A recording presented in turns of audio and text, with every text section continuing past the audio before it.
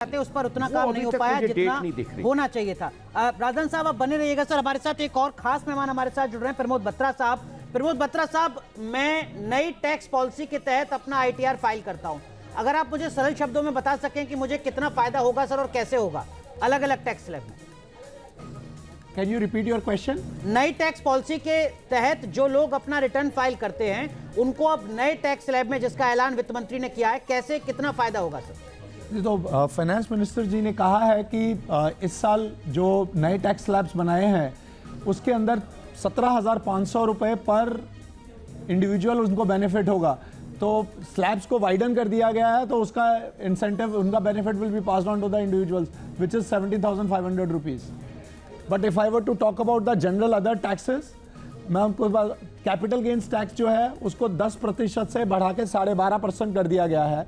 और short term capital which is on the long term capital gains, short term capital gains को 15 से 20% कर दिया गया है। बट अगर हम पूरे, अगर फाइनेंस मिनिस्टर जी का वो देखें, उनका जो फोकस है, focus is to reduce the litigation.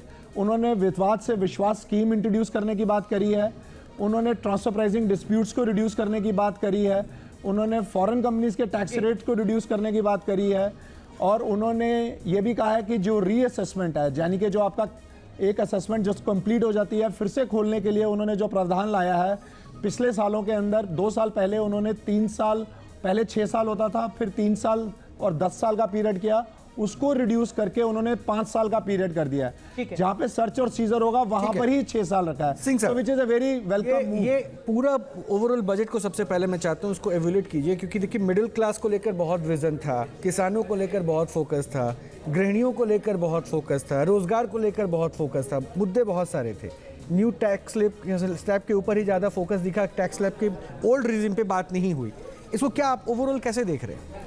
नहीं, पूरा अगर ये बजट स्पीच आप सुने तो इसको बड़े गौर से आपको देखना है कि बहुत डिमांड्स होती हैं, तमाम जो सेगमेंट्स है, इंडस्ट्रीज़ है, एग्रीकल्चर है, तमाम ये डिमांड्स आते हैं।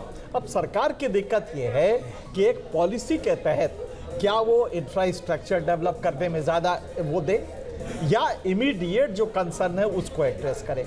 आप गौर से देखिए, टैक्स के लिए था कि भाई टैक्स रिजीम थोड़ा चेंज होना चाहिए, तो एक एडिशनल स्लैब उन्होंने 12 लाख का करके और कुछ एसओएच किया है, जो फीलिंग्स थे उस पर कुछ हल्का सा किया है, कोई बहुत ज़्यादा नहीं है।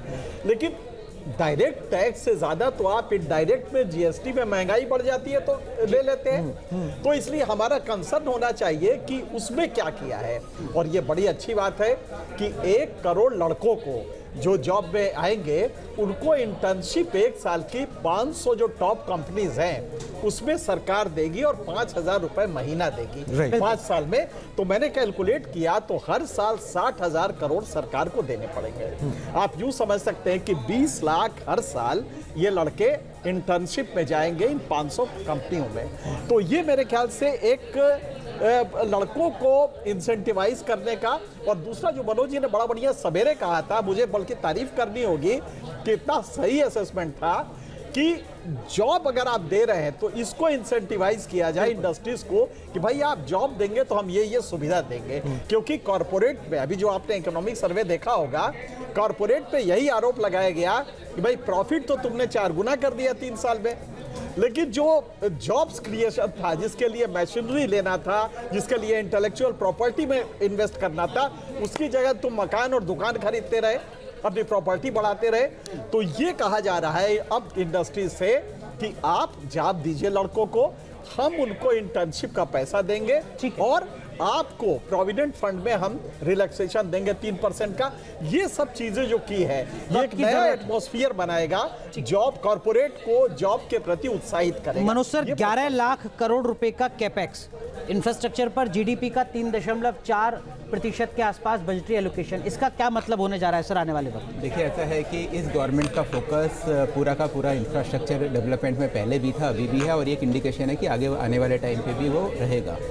और अगर हम देखें तो दूसरा बजट में देखो अनुराग, क्या खास बात है कि जो अनएम्प्लॉयमेंट है, अब मेरे ख्याल से ये जब इलेक्शन हुआ, इलेक्शन के बाद गवर्नमेंट को ये मालूम चल गया कि अनएम्प्लॉयमेंट सबसे बड़ा इशू है जिसको टैकल करना बहुत ज़रूरी है। अगर हम बजट की एक एक चीज़ देखें आज, तो ऐसा लगता है कि एक एक चीज़ का जो फोकस था वो इंडिया में एम्प्लॉयमेंट कैसे बढ़े वो लेकर है। अगर हम कस्टम ड्यूटी की बात करें तो उन्होंने टेलीकॉम इक्विपमेंट में कस्टम ड्यूटी को उन्होंने इंक्रीज़ कर दिया। तो और उसका बेसिकली रीज़न ये था ताकि इंडिया में मैन्युफैक्चरिंग बढ़े। एम्प्लॉयमेंट की अगर हम बात करते हैं तो टेक्सटाइल जो कि लेबर इंटेंसिव सेक्टर है, तो वहाँ उन्होंने उसके लिए जो मशीनरी होती है और उसके लिए जो रॉ मटेरियल होता है उसमें उन्होंने कस्टम ड्यूटी को कम कर दिया। उसी तरीके से एमएसएमई में क्रेडिट गारंटी स्कीम की बात कर रहे हैं। एमएसएमई में जो स्कीम्स हैं उन लोगों ने वो दी हैं जी। और उस तरीके से उन्होंने उनका फोकस ये है कि इंडिया में मैन्युफैक्चरिंग बढ़े, तो वो सारे के सारे इंसेंटिवाइज उन्होंने किया है। न्यूज नेशन अब व्हाट्सएप पर खबरों की ताजा अपडेट के लिए न्यूज नेशन के इस क्यूआर कोड को स्कैन करें।